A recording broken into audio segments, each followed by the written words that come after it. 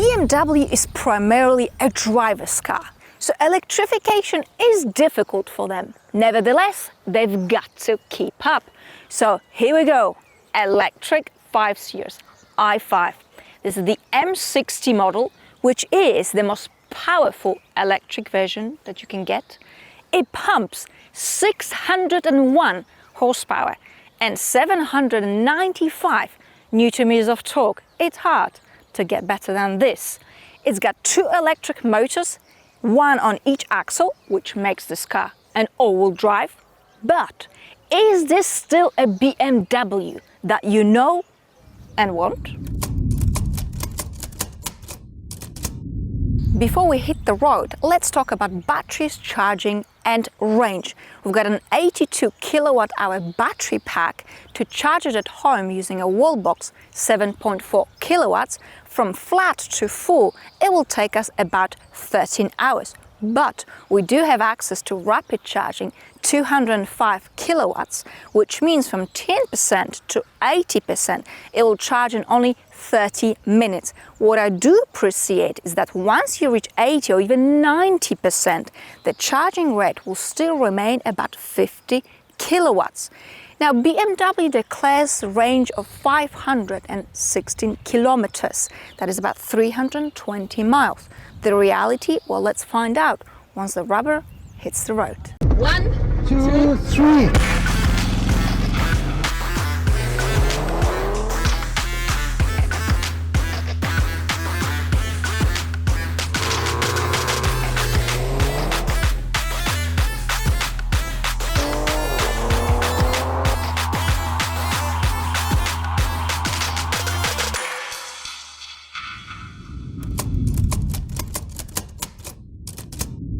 Being a backseat passenger here is absolutely lovely. I have adjusted both front seats for my height and I've got plenty of knee and legroom. In fact, the front seat is nicely sculpted, so you can have even longer legs and you'll be just fine. Now, in the electric version of the 5 Series, your knees are slightly raised because you are closer to the floor. That's because we've got batteries underneath. Now, what about the middle seat? You do have a big hump here. That's because the 5 Series serves also as a combustion engine, so this is a place for your exhaust. But nevertheless, there's still plenty of comfort, practicality, and beautiful leather quality, just like in the front. Time to check the boot space. We've got 490 liters of space. In fact, I think this large opening, unusual for saloons by the way, the practical shape of the boot is more convenient than many SUVs out there. And that's enough about the boot space.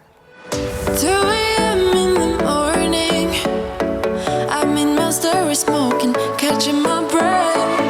I can feel my skin burning. You light the fire in me, got no regrets. The design of the cabin looks cool yet very elegant and fresh. You've got a blend of different materials which feel very soft, multiple layers like this glass panel for your climate control, another glass panel on your doors, that looks very cool. Even the door bins feel soft. Overall, the quality of the materials, the fit and finish, looks, feels and smells premium. These seats are comfy and beautiful. Actually, personally, I love this color combination. So navy on the outside with some carbon fiber bits and bobs, of course, and light gray on the inside. It looks ever so youthful and sexy. M Sport steering wheel feels good in your hands. You've got the physical shortcut buttons. These do not distract you whilst you're driving, and believe me, you will get carried away in this car and you do not need further distractions. You've got the boost pedal to give yourself a bit of that boost. You've got the turn signals. Funny that these look, feel and sound exactly like the ones in my personal BMW 2 Series Coupe. Is that the best you could do? BMW? Methinks not. But anyway, to compensate for this terrible tragedy, you do have aluminium pedals, and I don't have that in my 2 Series. Anyway, moving on to practicality and storage space. You've got plenty to carry all your clutter. Large door bins, you can easily put in that bottle of water. wireless mobile charging, not just for one but for two phones, so there's no argument who's charging first. Very good.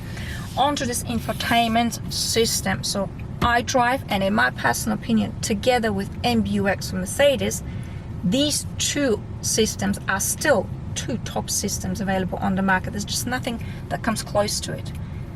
It's easy, it's intuitive, very pretty. I'll show you the graphics. Okay. Crisp, crystal clear, and look how rapidly it responds to the touch of my finger. You can also operate it with the swivel down here, your crystal swivel. And I find it far less distracting. You've got all the shocker buttons here as well. Okay, so media, access to your driving modes, access to your cameras, okay. Physical knob for your volume control, very good. I just think it's gorgeous. Also, climate control is no rocket science, so it's pretty straightforward. It's nicely laid out as well. It doesn't feel distracting at all. Let's have a look at sat-nav and destination inputs. Let's say airport. So the sat-nav plans cleverly so that it minimizes the time you spend on charging. Just like in a Tesla. Just that in a Tesla, you don't get this. I mean, let's be honest about that. But overall, the cabin, I think it looks very beautiful. Time to drain the battery. Let's launch it. I'm gonna flick you to sport mode. Activated, very good. Foot on the brake, foot on the throttle, launch control active. Go on. What a fruitcake. I mean, this is savage. So get warm all of a sudden. So the declared 0 to 100 is 3.8 seconds and I am 3.69. Let's not forget, this is a family-friendly saloon that goes pretty fast from 0 to 100. This is the time.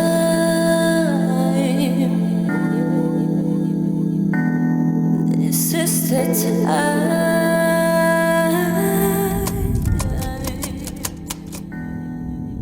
It is pretty much noiseless, very comfy, chilled. When you hop on the motorway, you pick up some speed.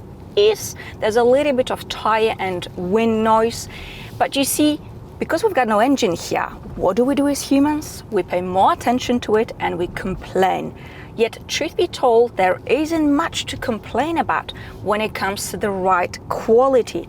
It is super silky and smooth over any bumps and potholes. The suspension is absolutely heavenly. And when you just trot around town, especially in heavy traffic, in comparison to the combustion engine of the 5 Series, it is of course super relaxing because you don't have the engine noise and the gearbox trying to find its pace. Well, I suppose it's a slightly different story with the likes of M5, but then again, it is a story for another day. It's easy and pleasurable to maneuver this car because we've got light yet very responsive steering. The throttle pedal is nice and smooth, and so are the brakes, which, by the way, isn't always the case with electric cars because they tend to be quite greedy and grabby. Here, it's all progressive and effortless. And in most cases, I drive in what's so-called the B mode. You just lift the gear lever to B, and when you lift your foot off the throttle, the car will come to a complete stop. There you go. It's super convenient around town. Now the visibility here is also very good. No blind spot in the front, big rear window, excellent cameras. That's pretty much all you need from a very practical city car. Be a bit selfish when you way too humble. Might be overzealous, getting you in trouble. Okay, let's get down to nitty-gritty and talk about real-world range. So a combination of local roads, congested city and motorway. It is springtime, but it feels like summer. It's 25 degrees, so air conditioning does have some work to do. And I'm averaging above 26 kilowatt hours per 100 kilometers. Efficient it is not. So battery size 82 divided by 26.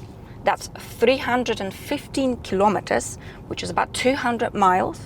Slightly off the declared range, BMW, oh dear. 516 kilometers and 320 miles. Oops.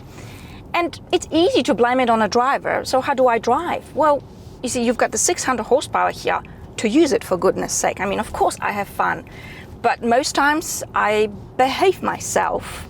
So you might ask yourself a question, well, is it useless then to get this car? Well, not necessarily. If you've got a charger at home and you drive mainly in the city or local roads, you'll be just fine. And for goodness sake, of course, you're not getting an electric car to drive long distances on a regular basis. Now that is useless. Otherwise, I think it's actually all right.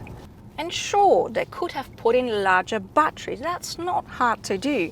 But you see, this car already weighs 2.3 tons.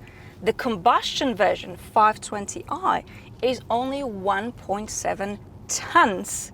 And what would happen? Well, this car would lose its purpose. This is a sporty, aggressive EV. Adding any extra weight would make it an overweight saloon, a fatso that's leaning left and right.